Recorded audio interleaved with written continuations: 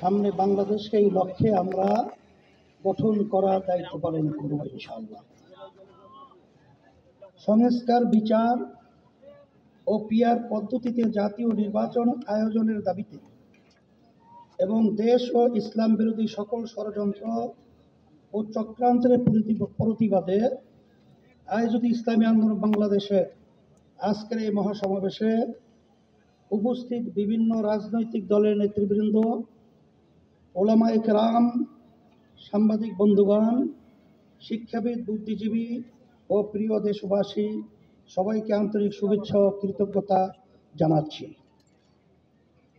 শুরুতেই জুলাই অভ্যুত্থানে জীবন উৎসর্গকারী বীর যোদ্ধাদের স্মরণ করছি। তাদের শোকাহত পরিবার পরিজনের প্রতি সমবেদনা জ্ঞাপন করছি। আহত ও ক্ষতিগ্রস্ত সকলের প্রতি সম্মান ও কৃতজ্ঞতা জানাচ্ছি।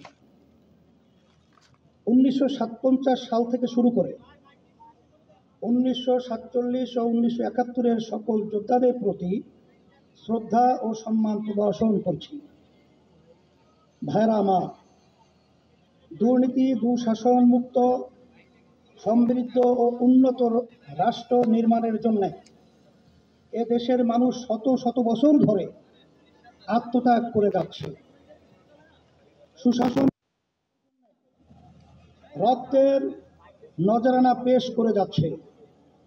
তারই ধারাবাহিকতায় 24 জুলাই, আগস্টে ও আরেকটি গণ অভ্যুত্থান হয়েছে। আমাদের অতীতের আত্মত্যাগ বিফলে গেছে ভুল নীতি এবং অসুস্থ রাজনীতির কারণে। আমরা অতীতের মতো ব্যর্থ হতে দিতে পারি না। আবু সাঈদ ও মুগ্ধরা আমাদের স্মৃতিতে অম্লান হয়ে আছে।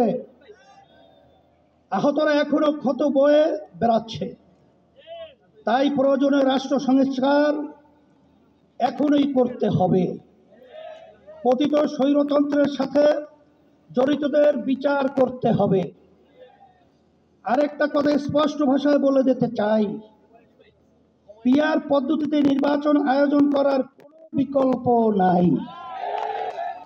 আজকের এই জনসমুদ্র পিআর পদ্ধতি নির্বাচনের পক্ষের জনসমুদ্র। সংগ্রামী দেশবাসী, 1972 সালে রচিত সংবিধান ছিল দেশের মানুষের বদবিশ্বাস ও গণ আকাঙ্ক্ষার বিরোধী। সেই রচয়িতাদের স্বাধীন বাংলাদেশের সংবিধান রচনা করার ম্যান্ডেটই ছিল না। সংবিধান অনুসরণ করেছিলেন, ফলে যা হওয়ার তাই হয়েছে। কোনো ক্ষেত্রেই কাঙ্ক্ষিত সমৃদ্ধি ও উন্নতি হয় নাই। রাজনৈতিক সংস্কৃতি কলুষিত হয়েছে। সবচেয়ে ভয়াবহ ব্যাপার হলো সংবিধান মেনেই স্বৈরাচার তৈরি হয়েছে।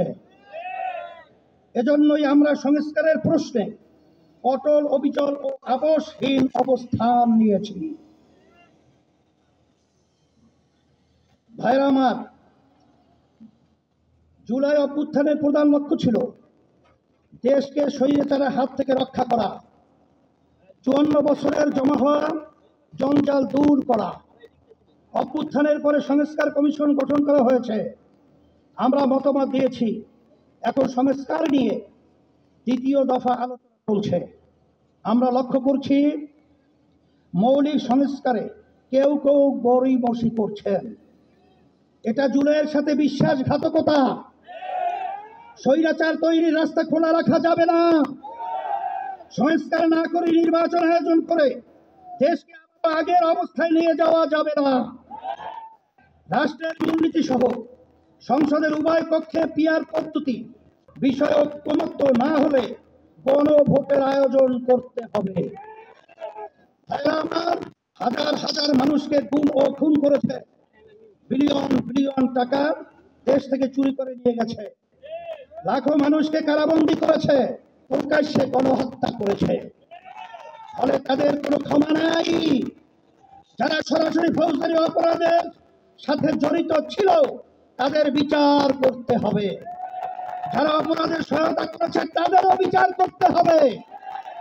বিচারের ক্ষেত্রে কিছুটা অগ্রগতি হলেও পতিত সরকারের অধিকাংশ মন্ত্রী, এমপি এবং নেতারা এখনো জেলের বাইরে। অনেকেই দেশের বাইরে থেকে উস্কানি দিয়ে যাচ্ছে।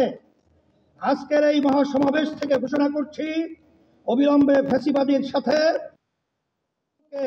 শাস্তির আওতায় আনতে হবে।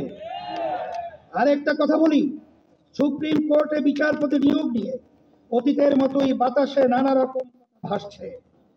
আমরা আমাদের চোখ কান খোলা রেখেছি। যোগ্যদের বাদ দিয়ে যদি তথাকথিত শপথবদ্ধ রাজনীতিবিদদের নিয়োগ দেওয়া হয়, তা কারো জন্যই সুকুমার হবে না। প্রিয় দেশবাসী, দেশের সকল মানুষের ভোটের দাম সমান। কারো ভোট যাতে অবমূল্যায়ন না হয় সেই ব্যবস্থা করতে হবে। তাই আগামী নির্বাচনে সংসদের উভয় পক্ষে অবশ্যই পিআর পদ্ধতিতে নির্বাচন দিতে হবে। যে যা যত শতাংশ ভোট পাবে সংসদে তাদের সেই অনুপাতি হারে আসন থাকবে। কোন দল জালেম হওয়ার সুযোগ পাবে না।